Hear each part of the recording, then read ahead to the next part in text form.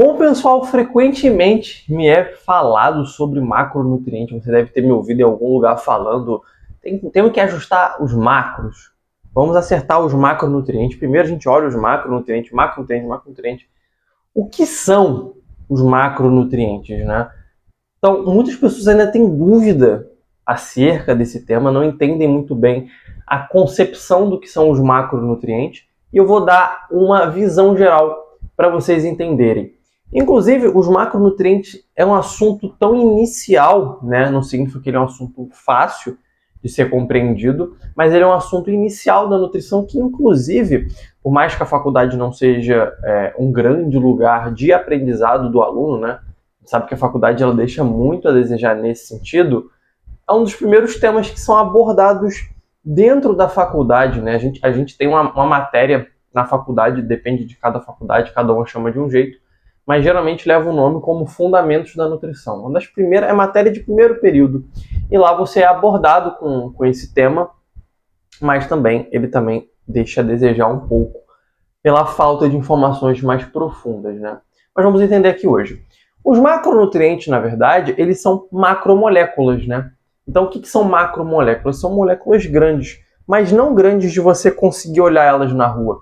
Grandes a ponto de quando você olha, você vê uma cadeia enorme de vários polímeros, né? Que são vários monômeros que são alinhados um ao outro, como se fosse uma fila de padaria enorme, né? E cada pessoa seria um monômero e a fila inteira é um polímero. Então é uma molécula grande, né? É uma fila enorme. Você olha, dá até a volta na esquina. É enorme. Então isso seria um polímero, né? Então todo macronutriente ele é grande, é molecular falando pelo menos, né? E aí quando a gente observa os macronutrientes, são nutrientes. E por que macros, né? Porque macro vem de algo grande, vem de ser maior composição. Então os macronutrientes são os nutrientes que nós mais consumimos na dieta, né? Em gramas, né? Consumimos gramas e gramas de carboidrato, gramas e gramas de proteína e de gordura. E por ser gramas e grande quantidade, eles são macro. Não só por isso, mas também, além da gente necessitar de mais consumo, eles compõem a maior parte da dieta. E outra informação, os macronutrientes, eles têm calorias. Então, quando você pega os macronutrientes, você tem o carboidrato, a proteína e a gordura. Esses três, eles compõem o grupo dos macronutrientes. E cada um deles, por grama, tem calorias. Então, a proteína, a cada grama que ela tem 4 calorias. Assim como que, por coincidência, o carboidrato também. E a gordura já tem 9. Então, 1 grama de carboidrato nos fornece 4 calorias.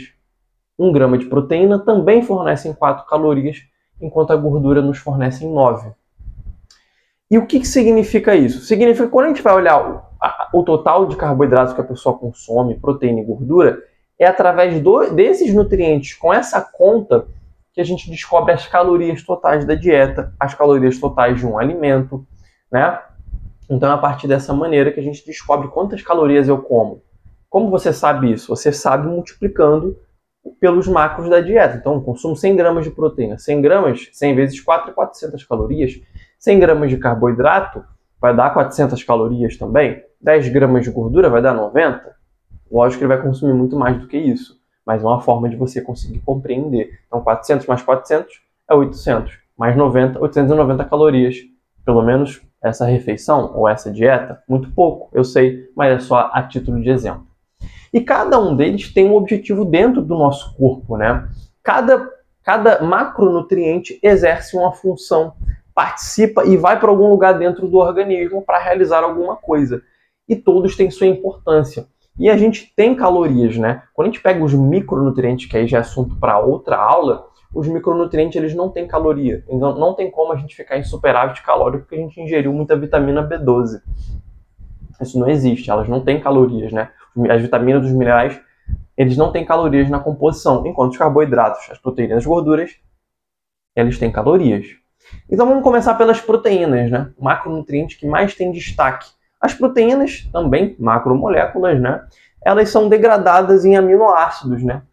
São compostos menores das proteínas, podemos dizer assim.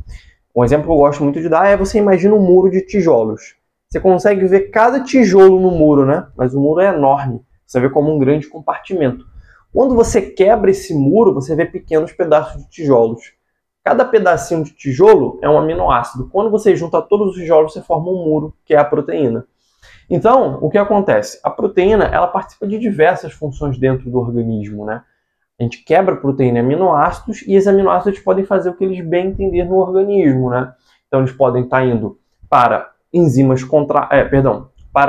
proteínas contráteis, né? Como a actina e miosina, proteínas de contração, que a gente utiliza, né? Para músculo esquelético, por exemplo. Elas podem estar sendo proteínas de transporte, como, por exemplo, a albumina e a hemoglobina, né? Elas podem estar indo para a parte estrutural, como o colágeno, por exemplo. E pode também estar indo para a formação de imunoglobulinas lá para o sistema imune. Então, diversas as funções da proteína, né? Muito associado à massa muscular, exatamente por essa questão da síntese proteica muscular, que ela faz esse papel de participar do processo de síntese proteica. E aí, quanto mais síntese acima da degradação proteica, você tem processo de hipertrofia. E aí também já é outro assunto, porque a gente entra em muito mais coisa. Já os carboidratos, né, grande destaque por ser um macronutriente de geração de energia mais rápida. Então, o carboidrato, o corpo ele prefere utilizar a glicose a aminoácidos para a formação de energia. É uma energia mais rápida. Por mais que a gordura ela seja uma energia, digamos assim, maior em produção de ATP, né, fornece muito mais ATP, a gordura demora um pouco mais para ser formada, a energia, né? O carboidrato ele tem uma via mais rápida de geração de energia, por mais que contribua com menos ATP em comparação à gordura. Mas a principal função que a gente pode falar aqui nesse vídeo, para dar um exemplo geral, é a geração de energia. Assim como as proteínas são quebradas em aminoácidos, os carboidratos eles são quebrados, mas não em aminoácidos, em glicose. Então eles são quebrados em glicose e vão para a corrente sanguínea e o corpo decide o que vai acontecer, né? No caso, você tem ali, por ter maior entrada de glicose na corrente sanguínea, você tem ativação da insulina para translocar o GLUT4 do interior para a superfície da célula e absorver aquela glicose, mas eu não vou entrar muito nesse assunto porque daí a gente fica um pouco mais avançado, mas a gente tem esse caminho que ela vai seguir, além de outros processos bioquímicos que o carboidrato pode sofrer, como por exemplo lá virar acetil-CoA e ter uma transformação para poder depois ser armazenado como gordura lá no adipócito, mas também não vou entrar muito nesse assunto. Falando em gordura e adipócito, a gordura também é um outro macronutriente. Você percebe que ela tem 9 calorias por grama, o que é mais do que o dobro de calorias das proteínas e dos carboidratos. Então você sabe que ela tem um valor energético maior. Então isso tem que estar sendo observado na hora do planejamento, né? As gorduras têm função no nosso organismo também. Então participam da produção hormonal, como por exemplo o próprio colesterol, né? O colesterol é uma molécula que ela é precursor dos hormônios esteroides, né? Então o colesterol ele participa da produção da testosterona, do cortisol, do estrogênio, né? Além de estar participando ali da síntese de vitamina D. Outra coisa muito importante, a gordura, a gente também estoca ela como gordura corporal, podendo estar indo para a parte visceral, né? Que é a gordura visceral, na região central aqui, como ela pode estar virando gordura subcutânea, abaixo da pele, né? No interstício que a gente chama. E aí você acumula gordura nesse local e ela serve também, de certa forma, é benéfica quando não é em excesso. A gente precisa dela para geração energética. Então tá aí uma grande questão. A gordura é uma reserva energética. A gente utiliza ela para a geração de energia, para processos, como eu disse, de produção de ATP, principalmente quando a gente tem ali o sistema oxidativo, onde a gente tem a maior presença do uso de gordura como fonte de energia. Por mais que nos outras vias, né, você também utiliza a gordura, porém com menor predominância. Essa é a grande questão. Então o carboidrato ele é mais utilizado de moderada a alta intensidade. Não que você não utilize gordura, mas baixa intensidade você tem maior uso do substrato de gordura. Isso não significa que você vai perder mais gordura por utilizar mais gordura como fonte de energia. É também outro vídeo para a gente conversar sobre. A gordura, como eu disse, sendo acumulada aqui no interstício, ela também serve como isolante térmico, né? Então ela consegue segurar a temperatura do teu corpo, né? Consegue manter a temperatura. Por isso que a gente observa alguns animais que sobrevivem no frio. Por exemplo, o urso polar, né?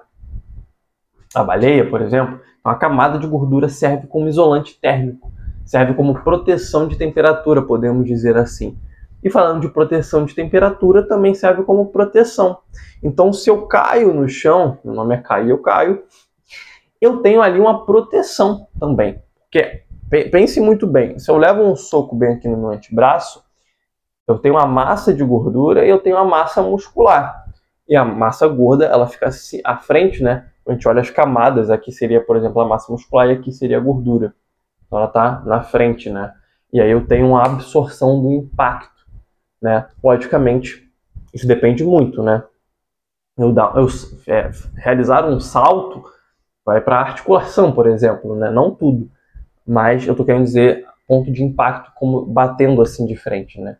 Então tem uma proteção da gordura como exatamente como proteção, né? Exatamente nessa questão de impacto, essa questão de batidas, tá certo? Então essa é a visão geral, pessoal, dos macronutrientes. Agora eu espero que você tenha conseguido compreender. Quando alguém fala macronutrientes, você sabe do que se trata. Se trata de proteína, carboidrato e gordura. São polímeros, são macromoléculas, compõem a dieta, compõem as calorias que você ingere dos alimentos e o total da dieta. E você descobriu também que é assim que a gente calcula a dieta e a caloria que tem o alimento, através da quantidade de carboidrato, proteína e gordura e qual a função de cada um, tá certo? Se você não deixou um like, cara, até agora, deixa o like aí para ajudar a página a crescer. Envia aí esse vídeo aí para aquele amigo, aquela amiga que não sabe o que é macronutriente, para ajudar o canal a crescer, tá certo? Muito obrigado pela presença de todo mundo e até a próxima aula.